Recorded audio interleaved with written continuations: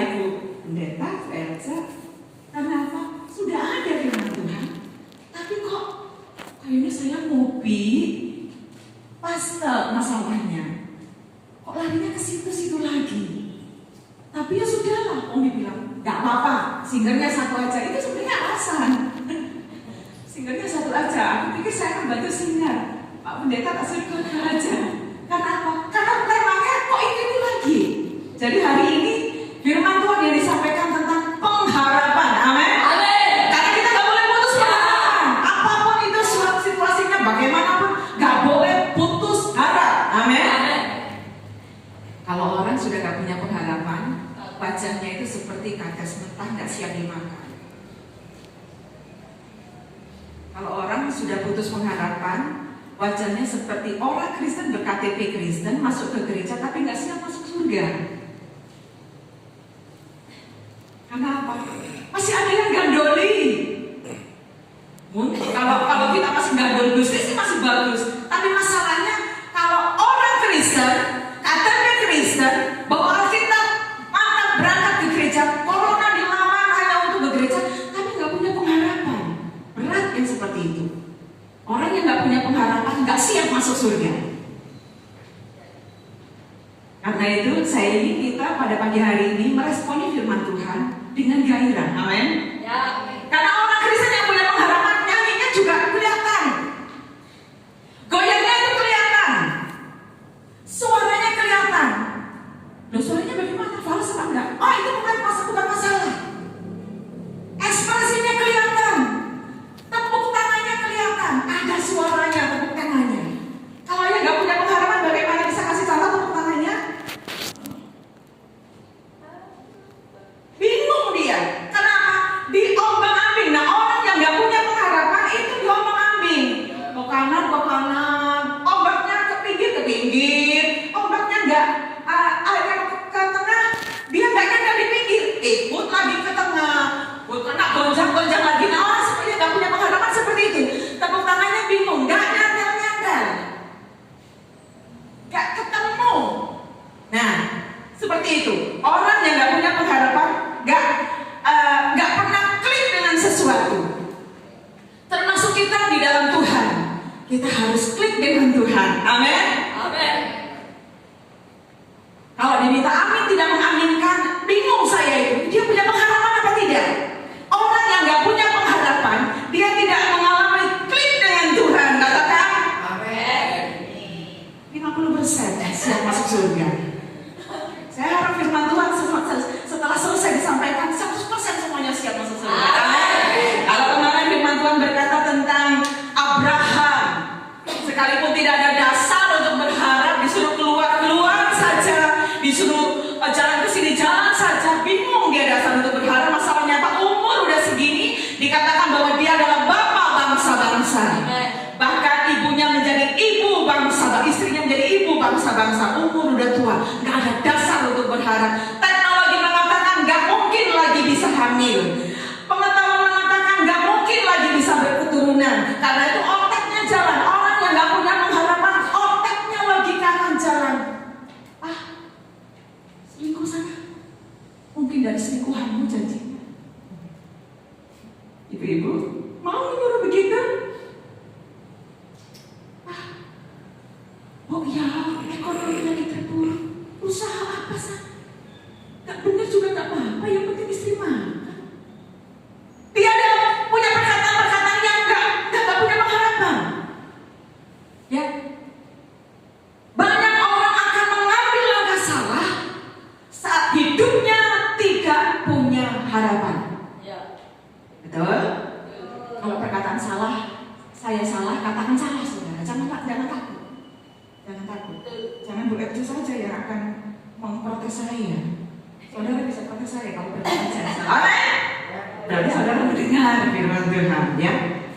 Nah, orang yang nggak punya pengharapan, perkataannya akan jauh dari kebenaran firman Tuhan, jauh dari rancangan firman Tuhan.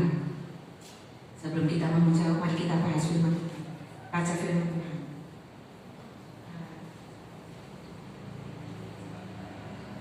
Maaf, belajar teknologi canggih. Haleluya. Firman Tuhan di dalam Ibrani pasal 6 ayat yang ke-19. Satu ayat penting yang akan kita baca bersama-sama. Haleluya. Nah, mari Mas Bro. Ibrani 6 ayat yang ke-19. Mari kita akan baca bersama-sama dengan suara yang seperti punya pengharapan. Ya.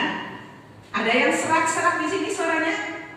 Siap saudara, suaranya harus kelihatan. Kalau suaranya nggak kedengaran, kalau saya saja yang di sini yang ngomong, nah lebih baik saya tidak ngomong pakai mic supaya saya mendengar. Inilah Tuhan, orang-orang yang siap masuk surga. Haleluya. 2, 3. Pengharapan itu kita tahu dan kuat yang menjadi jiwa kita yang telah dilumpuhkan sampai ke belakang. Tapi katakan Amin. amin. Pengharapan itu adalah sauh yang kuat dan aman. Sudah kuat. Yang kedua, aman. Dan pengharapan itu harus dilabuhkan sampai kemana? Belakang tabir itu di mana? Kalau cerita Tuhan Yesus waktu mati di atas kayu salib, takbir bait Allah terbelah. Loh, belakang tabir itu di mana? Ruang Maha Kudus. Pengharapan saudara harus sampai ke situ, bukan di pelataran, apalagi di luar, apalagi jauh dari gereja. Bukan di situ, tapi harus sampai ke ruang Maha Kudus. Pengharapan itu adalah sauh, udah kuat, aman, dan harus sampai ke tabir bait suci. Haleluya. Kita punya pengharapan yang luar biasa. Pada satu kali, mungkin ini ceritanya sudah pernah saudara dengar. Pada satu kali ada sebuah bangsa yang mengalami bencana alam, dan di situ ada satu anak yang tertimbun sampai 2 minggu. Pada waktu dia tertimbun, orang-orang sudah memutuskan bahwa sudahlah, tidak ada yang hidup, tidak ada lagi yang hidup karena sudah 2 minggu, nggak mungkin bisa bertahan 2 minggu tanpa makan, minum air, dan sudah tertimbun puing.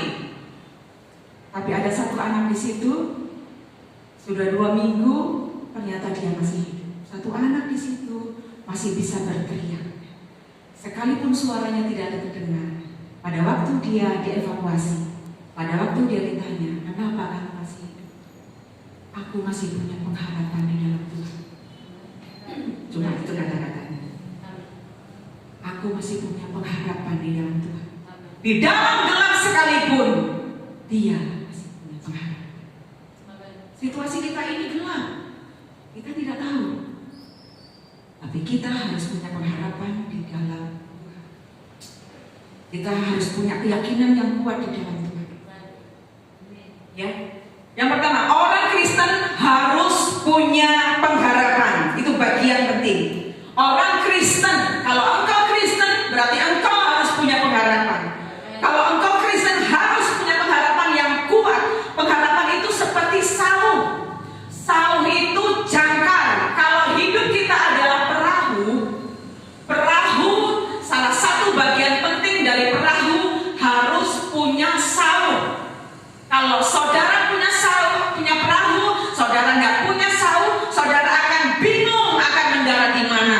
Saudara akan bingung, saudara harus mampir kemana. Karena saudara selama-lamanya akan terombang-ambing di tengah laut. Kita bagaikan perahu, hidup dalam dunia ini bagaikan hidup di dalam perahu. Perahu hidup kita ini harus punya jangkar. Sauh itu harus kuat. Sauh itu harus aman, harus yakin betul. Sauh saudara. Tahu ya jangkar ya? Jangkar tahu ya? Ada yang tidak tahu jangkar? Saya tidak menggambar di sini. Ada yang tidak tahu jangkar? Oke, semuanya tahu. Kalau jangkar itu terbuat dari kayu, apa yang terjadi? Gak aman. Kalau jangkar itu terbuat dari aluminium, sekarang banyak rangka besi, baja modelnya ya praktis, sambung-sambung di baut-baut. Kalau sauh saudara terbuat dari bahan seperti itu, apa yang terjadi? Reot. Kena panas sedikit, reot. Kena ekonomi sedikit, reot. Ya, Ada masalah sedikit, layout ke gerejanya, layout sana, layout sini, ya. Nah, Saul itu harus kuat, yang kira-kira sanggup untuk menahan perahu saudara. Saul itu juga harus memastikan bahwa dengan Saul itu perahu saudara aman. Amin. Nah, orang Kristen harus punya pengharapan. Ya, pengharapan akan membuat orang beriman bisa berjalan mantap. Pengharapan saudara bisa membuat saudara, aku mau ke Cetis. Sudah sampai Cetis, Saulnya turunkan, baru bisa ketemu Pak Joko. Aku mau kemana lagi nih? Mau ke Cina, mau lihat di sana perkembangan corona. Saudara bisa, kemana saja bisa. Karena apa? Saudara akan siap berlabuh di mana saja. Saudara akan siap berlabuh di mana saja. Saul saudara harus kuat, Saul saudara harus aman. Ya, orang Kristen harus punya Saul yang kuat. Pengharapan akan membuat orang Kristen bisa berjalan mantap walau janji Tuhan belum digenapi. Amin. Amin. Situasi ini akan membuat kita semakin berat, tetapi kita bisa berjalan dengan tenang karena ada pengharapan. Amin. Ya, Saul saudara akan membuat saudara mantap berjalan. Gak apa-apa, corona masih banyak ribuan. Hari ini beritanya apa? Gugus depan 1000 sekian orang apa gereja. Mari kita pakai masker. Wah, pelindung wajah, bukan pelindung helm lagi ya. Wajah saudara yang cantik itu harus dilindungi dari paparan sinar paparan corona. Gak apa-apa, apapun boleh disiapkan, gak apa-apa. Karena apa? Mengapa kita bisa melangkah dengan yakin seperti itu? Karena punya pengharapan. Saudara mantap untuk berjalan karena punya pengharapan. Maksud ya, kalau orang Kristen tidak punya pengharapan, bingung. Banyak daratan di mana-mana. Saat ini banyak daratan. Di daratan Cina virusnya banyak. Di daratan ini masalahnya banyak. Ada daratan ekonomi, ada daratan penyakit, ada daratan masalah pekerjaan. Sekarang pengangguran banyak di mana-mana. Kayaknya pengangguran jadi tren. Lalu orang berubah profesi menjadi pedagang online semuanya. Haleluya. Gak masalah. Pakai dan ambil setiap peluang yang ada. Karena orang-orang yang punya pengharapan akan mengambil setiap kesempatan. Amin. Kalau dihambat ke gereja, tadi saya cerita-cerita dengan Bapak Gembala. Bagaimana gereja-gereja sudah siap pribadi? Ada yang sudah siap. Prosesnya seperti bikin izin gereja baru. Waduh, pakai sidang. Waduh, pakai disidang seluruh aparat. Waduh, karena memang harus begitu lah. Tidak apa-apa. Ambil peluang. Sulit. Saya percaya sekalipun sulit masih ada jalan tikus yang bisa kita lewati. Amin. Kalaupun jalannya harus jalan tikus, tikus saja bisa lewat. Kenapa orang nggak bisa lewat? Ya enggak. Kalau sekarang orang ambil bisnis online, ambil. Amin. Jangan putus harap, karena kita adalah orang-orang yang punya pengharapan yang besar. Pengharapan saudara harus kuat dan harus aman. Ini tabnya kami iman terus. Haleluya. Ya, ada perbedaan yang sangat jelas antara orang Kristen yang punya pengharapan dan yang tidak punya pengharapan. Orang yang tidak punya pengharapan mudah diombang-ambingkan, gampang bingung. Sebenarnya, itu ciri-ciri orang yang punya pengharapan. Asal sekarang jadi klaster. Kemarin kami naik ke Sumbang, ada klaster Ciberem. Wah, ada semua jadi calon klaster sekarang. Nanti ada klaster apa lagi? Semua itu kan membuat kita jadi takut. Lalu kita mau, aku lawani. Wah, berhati-hati, memang harus ya. Takut nggak masalah, tetapi jangan takut itu membuat kita jadi nggak punya pengharapan dan nggak berani melangkah. Berhati-hati. Kalau sekarang kebiasaan barunya ngantongi sanitizer. Kebiasaan barunya pakai kacamata. Kebiasaan barunya harus pakai masker. Kebiasaan barunya biasanya jaketnya jaket kulit, sekarang jaket kain. Maksudnya biasanya tetap pakai jaket, pakai kulit asli. Sekarang pakai jaket supaya apa? Gak langsung senggolan. Kebiasaan baru seperti gak masalah. Yang penting kita jangan takut. Ya, karena kita punya pengharapan di dalam Tuhan. Amin. Pengharapan saudara harus kuat. Jangan takut, jangan bingung, jangan cemas. Saat perahu mulai terombang-ambing para murid, pada waktu sorenya, siang sorenya, para murid melihat dengan mata mereka, wah, Tuhan Yesus hebat. Habis mereka puji-pujian Allah luar biasa. Mereka mendengarkan firman Tuhan dahsyat luar biasa. Ada mujizat, yang sakit disembuhkan, yang buta melihat, yang bisu melompat. Bagaimana yang bisa melompat? Pasti bisa melompat. Haleluya. Segala mujizat itu terjadi.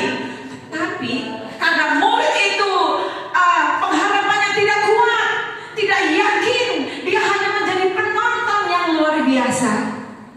Pada waktu dia di tengah lautan diombang-ambing, inilah orang-orangnya. Pada waktu fakta dihadapi, dia bingung. Di dalam gereja dia bisa bersorak-sorai, bisa menyanyi luar biasa. Pada waktu musik mulai dinyanyikan, kakinya mulai begini. Tapi tidak kuat dia, tidak kuat, tidak aman dia.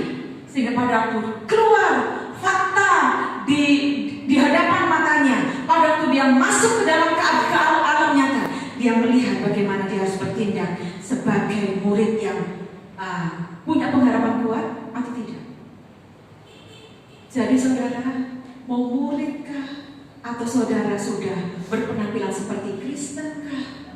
Saudara bergereja, saudara itu bukan jaminan saudara harus membangun, menancapkan pengharapan itu sampai ke dalam bait Allah, sampai ke dalam belakang tabir, sampai ke dalam ruang Maha Kudus. Kenapa? Kita butuh kekuatan ekstra. Saudara berdiri di tengah-tengah situasi yang mencekam ini, saudara butuh kekuatan ekstra, butuh pengharapan yang ekstra lagi. Kalau kemarin-kemarin saudara bisa bersantai, sekarang lebih lagi. Harus lebih kuat lagi, lebih sungguh-sungguh lagi. Menyanyi lebih sungguh-sungguh lagi. Kalau kemarin dikatakan dengan berdoa, dengan baca firman, lebih lagi sungguh-sungguhnya. Frekuensinya ditambah lagi. Kenapa? Harus menancap dalam. Kalau cakar itu hanya menancap di pasir, karena di lautan itu ada pasir, ada batu karang. Kalau saudara menancap di pasir, waktu ombaknya datang, goyanglah dia perahunya. Kalau masih goyang bagus, keseret. Nah, satu itu, cakar itu harus sampai menancap ke batu. Kemana? Ke batu karang. Ke batu karang. Ke batu yang keras, yang kuat. Kenapa? Untuk nyanggah perahu saudara. Bukan di pelataran saudara harus masuk sampai ke belakang tabir, ke ruang Maha Kudus. Di situ kekuatan. Kalau akar itu hanya sampai merambat hanya ke batu-batuan, ke tanah, dia tidak akan hidup. Bahkan konsep tanaman keras yang ada di Timur Tengah, dia harus masuk ke dalam lagi, ke dalam bagian tanah yang lebih dalam lagi. Supaya apa? Dia bisa minum di situ. Kalau sudah minum, atasnya mati boleh, tapi dia tidak akan mati selama-lamanya. Karena apa? Dia sudah punya harapan. Dia punya stok di situ. Dia punya roti hidup di situ. Dia punya air hidup di situ. Ya, dia sudah pegang sumbernya. Ya, goncangan di atas boleh, angin, panas, hujan boleh, ditebang boleh, tapi dia tidak akan mati. Ya, ombak keras boleh, tapi dia tidak akan mati. Ya, orang Kristen harus punya pengharapan. Pengharapan itu harus kuat. Sudah punya pengharapan yang kuat? Sudah punya pengharapan yang kuat? Amin. Amin. Saat ada masalah akan nampak Kristen berpengharapan atau tidak. Karena kalau di dalam gereja masih aman semuanya bereaksi, dengan sukacita, aman semuanya. Tapi pada waktu sampai di rumah, Pak, iya besok ada tokonya sih sepi loh, Pak. Bingung kan? Kalau sudah ketemu faktanya seperti itu, masalah ekonomi saudara, kalau saudara melihat berita di Semarang perceraian naik 200%, hanya gara-gara masalah ekonomi. 200% saudara. KUA banjir perceraian. Sidang setiap hari ngetok palu. Bukan biasanya talak 3, mungkin talak 10 sekalian, hanya gara-gara ekonomi. Saudara mau talak berapa? Tanya Tuhan, saudara punya pengharapan atau tidak? Daratan ekonomi sekarang itu jadi masalah. Bahkan dikatakan rumah sakit jiwa meningkat umatnya. Gereja berkurang, rumah sakit jiwa meningkat umat. Mereka orang-orang yang gak punya pengharapan. Di rumah sakit jiwa ini orang-orang bingung, stres tingkat tinggi, panen rumah sakit jiwa. Saudara masih punya pengharapan. Amin. Dalam nama Yesus, harapan saudara harus kuat. Amin. Jangan goncang. Amin. Dunia boleh bergoncang, tapi saudara gak boleh tergoncang. Amin. Ombak boleh besar, tapi kalau saatnya saudara berlabur di tempat yang kuat. Jangan jadikan ekonomi sebagai sandaran. Jangan jadikan situasi di pekerjaan atau apapun sebagai sandaran. Suamimu pun jangan kau jadikan sandaran. Istrimu yang hebat sekalipun jangan jadi sandaran. Anakmu kalau sudah besar, aku berharap anakku nanti kalau sudah besar, aku berharap sama anakku, jangan jadikan sandaran. Sandaran kita harus dilabuhkan kemana? Belakang tabir. Harus ke sana. Saya merinding kalau anak-anak Tuhan menyandarkan sauhnya ke daratan ekonomi, ke daratan pekerjaan, akan sangat mengecewakan. Haleluya. Yang kedua, pengharapan harus dikerjakan dengan usaha yang sangat keras. Katakan, kalau sudah usaha yang keras, males ya. Aduh, capek. Udah masalahnya berat, pakai kerja keras. Pengharapan itu harus dikerjakan dengan usaha yang sangat keras. Untuk sampai ke belakang tabir ini, saudara harus hampiri Tuhan dengan sangat keras. Yang tadinya berdoa sekali sehari, buatlah 2 kali sehari. Katakan, aja. Kalau tadinya baca firman Tuhan 5 pasal, tambahin menjadi 7 pasal. Katakan, kalau tidak dengan doa baca firman, saudara tidak akan pernah menangkap rema dari janji Tuhan. Kita harus renungkan firman itu siang dan malam. Kita harus pikirkan Tuhan itu siang dan malam. Karyanya siang dan malam. Kita harus pikirkan corona itu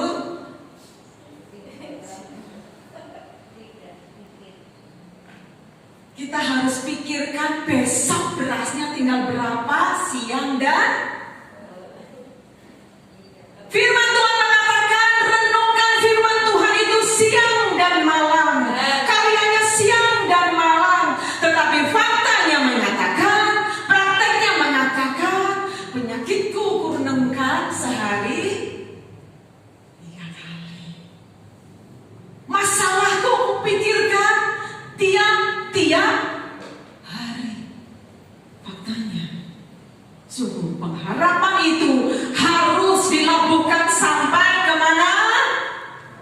Belakang tabir. Pengharapan saudara dilakukan sampai ke belakang tabir, sampai ke ruang Maha Kudus. Di sana baru kita akan dapat transferan kuasa Allah. Saudara ingat cerita bagaimana pada waktu Bait Allah dibawa oleh Daud dan dia harus mampir ke rumah seorang anak Tuhan. Di situ dia diberkati. Akhirnya orang pada bilang, wah, gara-gara di sana ada Tuhan, maka dia diberkati. Yuk gotong baik Allah ke tempat kita. Rebutan saudara. Kenapa? Karena di belakang tabir itu, di ruang Maha Kudus itu, semuanya akan dapat diatasi. Amin. Sakitnya hilang, masalah ekonominya semua bisa diatasi. Di ruang Maha Kudus jawaban kita ada di sana. Amin. Pengharapan itu harus dikerjakan dengan sangat keras. Saya ingin kita membagi sebuah cerita tentang sebuah kisah di dalam Matius 25 ayat 21. Coba Matius 25 ayat yang ke-21. Ini cerita yang firman Tuhan agak menyimpang dari yang pagi hari ini, tapi saya ingin kita menangkap satu rema di sini. Maka kata tuannya itu kepadanya, baik sekali perbuatanmu itu, hai hambaku yang baik dan setia. Engkau telah setia dalam perkara yang kecil, aku akan memberikan kepadamu tanggung jawab dalam perkara yang besar. Masuklah dan turutlah dalam kebahagiaan Tuhanmu. Kisah ini adalah kisah tentang talenta. Dalam kisah ini, 3 orang ini semuanya dapat. Semuanya dapat karunia, semua dapat pemberian. Di situ yang saya tangkap bahwa setiap anak Tuhan tidak ada yang tidak diberkati oleh Tuhan. Katakan, setiap anak Tuhan tidak ada yang tidak mendapat pemberian dari Tuhan. Katakan, semua dapat anugerah, semua dapat pertolongan, semua dibagi rata sesuai dengan kemampuan masing-masing dan harus dijalankan dengan tanggung jawab. Amin. Saya percaya masing-masing kita ini punya kemampuan yang luar biasa. Karena Allah kita Allah yang luar biasa. Kita punya bakat yang luar biasa. Kali semua yang terpendam, saya percaya itu Tuhan akan tolong kita. Karena setiap orang, setiap anak Tuhan diberi bekal. Masing-masing dapat. Tidak ada yang tidak dapat. Dari kisah ini 3 orang ini tidak ada yang tidak dapat. Semuanya dapat. Ini adalah gambaran semua anak Tuhan dapat rezeki dari Allah. Semua anak Tuhan dapat pemberian dari Tuhan. Semua dapat bekal untuk menjalani jalannya hidup ini. Mau modal itu ada atau tidak, saudara pasti bisa menjalani hidup ini. Yang penting kerjakan dengan tanggung jawab dan kerja keras. Dari kisah ini 2 orangnya kerja keras, tapi yang satu malas. Itu yang jadi masalahnya.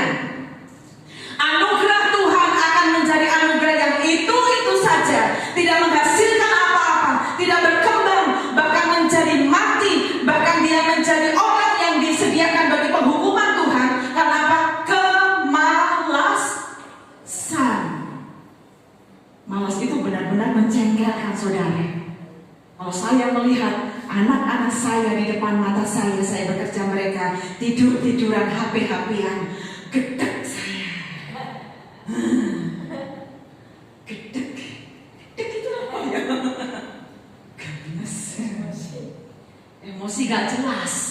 Akhirnya kerja sambil banting-banting. Kenapa? Pengen dilurui, pakai mulut gak bisa. Apain gane pakai tendangan, badai, ya? Tuhan tidak suka dengan kemalasan. Bahkan kalau dari cerita ini saudara, satu orang yang malas ini ujungnya apa? Saudara pernah membaca cerita ini? Dia dimasukkan dalam penghukuman. Udah dapat rezeki, tidak dijalankan dengan tanggung jawab dan kerja keras, malah dia ngomel lah, oh Tuhan pelit, yang sana dikasih banyak, aku dikasih sedikit. Kalau Tuhan bisa, loh kamu cuma bisanya kayak gitu-gitu, tak, tinggal dikerjakan. Nah, kalau Tuhan bisa ngomong seperti itu. Udah dapat satu, ngomel malah menyalahkan Tuhan. Akhirnya apa? Masuklah engkau dalam penghakiman, masuklah engkau dalam penghukuman. Jadi kalau saudara dapat pemberian dari Tuhan, anugerah dari Tuhan, jalankan dengan kerja keras. Amin.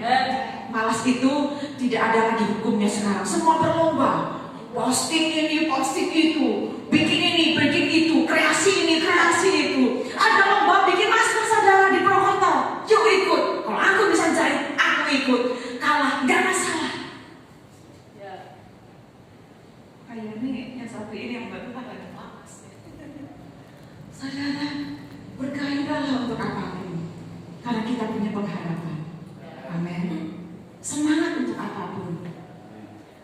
Udah tua, udah umur linun-linun. Iya, saya linun-linun. Tapi saya masih punya mimpi yang besar. Saya ingin meraih sesuatu yang lebih besar lagi. Saya gemas dengan corona ini. Rinduku untuk anak-anak tidak tersampaikan. Aku harus pesan kacamata pelindung. Haleluya. Karena kemarin sudah pesan yang pakai ini, rambutnya mumbul, cantiknya hilang. Saya harus pesan yang berkacamata seperti punyanya ibu tadi. Supaya aku kelihatan keren di hadapan anak-anak, supaya aku 20 tahun lebih muda dan mereka semangat dan tidak takut dengan saya gara-gara corona. Amin. Haleluya. Saya harus beli alat batuk-batuk itu, apa itu, khusus untuk saya bawa, untuk saya keliling. Saya harus punya masker, siap semprotan, supaya apa? Orang tua dan anak-anak tidak takut. Saya sedang siapkan itu semuanya. Mimpilah yang besar, mimpilah yang luar biasa. Corona ini bukan halangan bagi kita. Jam terus berjalan, tapi saya rasa Satpol PP tidak akan datang untuk kita semua. Haleluya. Haleluya. Kerja keras. Amin. Orang yang punya pengharapan tidak akan putus harap. Dengan pengharapan walau jalan terlihat sulit, tetapi hati tidak menjadi pahit. Amin. Jalan boleh terlihat sulit, hati tidak boleh pahit. Justru semakin tekun dan tahan uji, karena yakin yang terbaik pasti akan datang. Amin. Haleluya. Anak saya daftar di SMK. Saya pikir irit SMK. Katanya 4 tahun lulus seperti D3. Wah, harapan buat orang tua yang menghemat. Hemat. Bebas SPP negeri, puji Tuhan. Dan lain-lain, harapan saya seperti itu. Sampai kurang 2 jam. Lost. Loh, kok hilang namamu? Sekarang modelnya begitu. Hilang dan muncul, hilang dan muncul, hilang dan muncul. Seperti sinyal. Nah, 2 jam. Tuhan, kalau memang Tuhan izinkan harus masuk SMA. Kalau memang Tuhan kehendaki dia masih punya pendidikan panjang. Kalau Tuhan sediakan untuk masa depannya dia harus kuliah di mana? Gak mungkin SMA gak kuliah. Gimana sih? Nah, pikiran saya SMK saja. Tapi Tuhan jebloskan dia ke SMA 1. Jadi kehendak Tuhan. Hati boleh pahit, tetapi semangat boleh semua gelap, tapi hati saya tidak boleh pahit. Situasi boleh berubah, hatiku gak boleh pahit. Keyakinan itu harus besar. Kalau saudara punya rancangan begini, saudara punya rancangan, ternyata gagal, saudara gak boleh kecewa di situ. Mungkin Tuhan belum kehendaki. Buka yang lainnya. Saya percaya bahwa Tuhan izinkan kita berusaha ke satu jalan karena kita bukan sesuatu yang tak tahu. Kita bukan makhluk yang tak tahu. Berusaha saja. Berusaha saja. Sambil terus tancapkan harapanmu ke belakang tabir. Sampai terus akan membangun hubungan. Kalau saya harus bangun jam 2 bikin makanan, saya harus bangun 1-2 jam sebelumnya untuk duduk di kaki Tuhan. Ngantuk-ngantuk saudara. Pengen tahu rasanya? Ayo bersama-sama dengan saya. Capek-capek. Kalau pesanan itu harus jadi jam 6 pagi, saya harus mengerjakannya jam 4 pagi. Berarti saya jam 2, jam 3 duduk dulu. Ngantuk saudara. Karena itu anak-anak bilang, mama berisik. Jam 2 udah nyetel lagu pujian. Gugai orang. Saya sedang menggerakkan Tuhan. Di komplek setiap hari. Gak apa-apa. Karena rumah harus diisi dengan aura yang rohani dulu. Amin. Memang lebih keras. Situasi yang sekarang ini lebih keras kerjanya. Bikin postingan, jual ini, jual itu. Kerjanya lebih keras. Dapatnya lebih sedikit. Tapi gak masalah. Karena ya seperti itu caranya harus hari ini ditempuhnya. Amin. Coba katakan yes. Jangan takut saudara. Semangat kerja keras. Jangan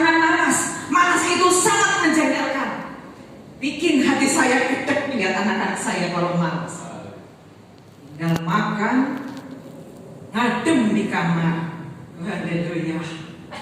Saya haleluya 12 kali open menyala, kompor menyala. Wah, dapur yang sekotakan itu semua netral panasnya ke saya. Sementara kalau saya harus melihat anak-anak saya ngadem di kamar. Haleluya. Berjuang keras karena saudara adalah pejuang tangguh. Yang ketiga, pengharapan paling aman adalah Yesus. Katakan amin. Pengharapan yang paling aman adalah Yesus. Saya ingin tanya, pernahkah saudara mengalami mimpi buruk? Masalah yang sangat buruk? Atau hidup saudara saat ini bagaikan mimpi buruk? Tapi saya ingin saudara lakukan ini. Bersyukurlah di tengah-tengah mimpi buruk atas dunia sekarang ini. Bersyukur. Ya, bersyukur.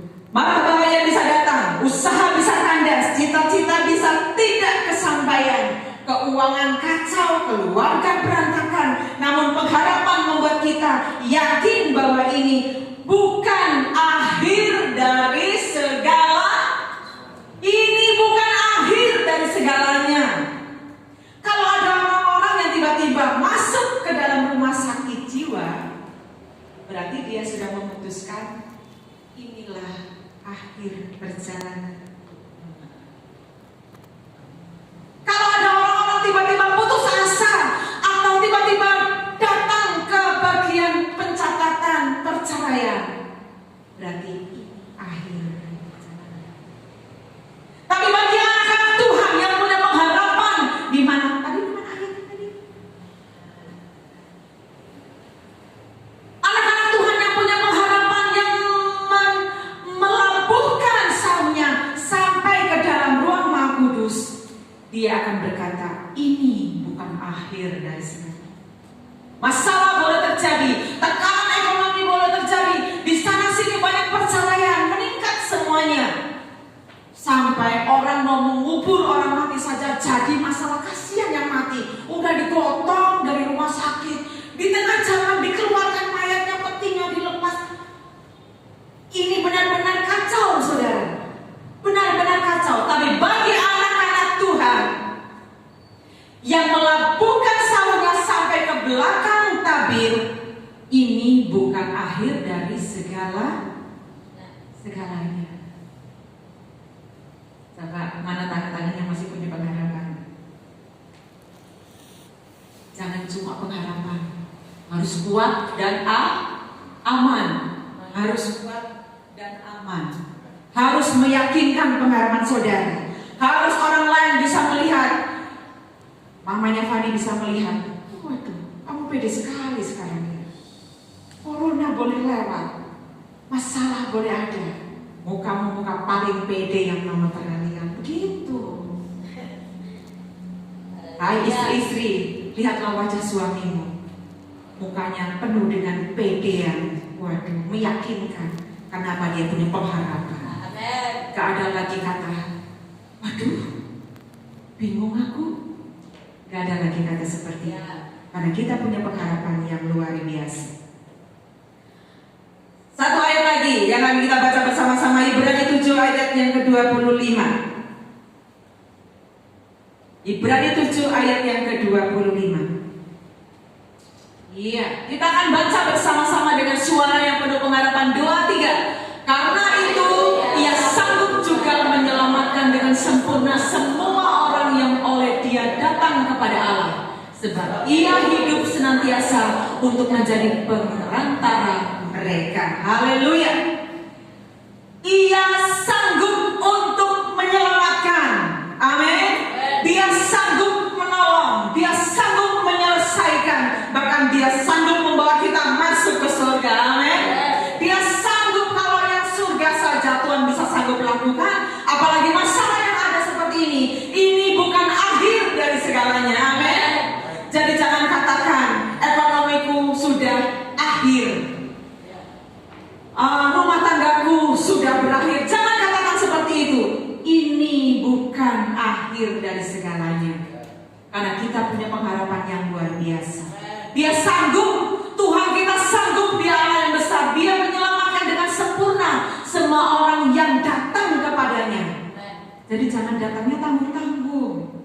muji Tuhan jangan tanggung-tanggung. Kalau baca Alkitab jangan tanggung-tanggung. Kenyangkan. Karena kita hidup bukan dari roti saja, tapi dari setiap firman yang keluar dari mulut Tuhan. Rohmu itu harus hidup.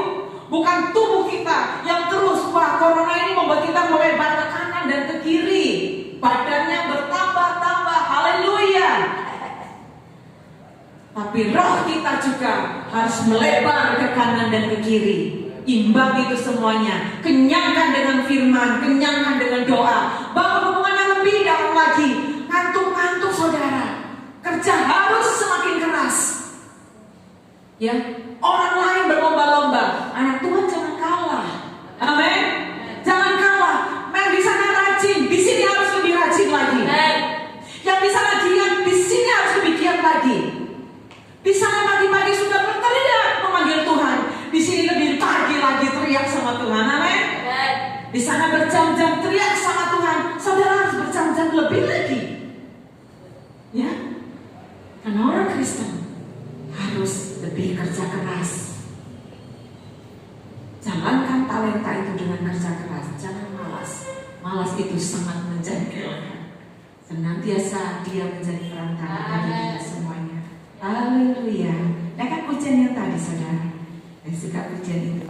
Ada mujizat. Haleluya. Haleluya. Mari yang berpengharapan berdiri semuanya di hadapan Tuhan.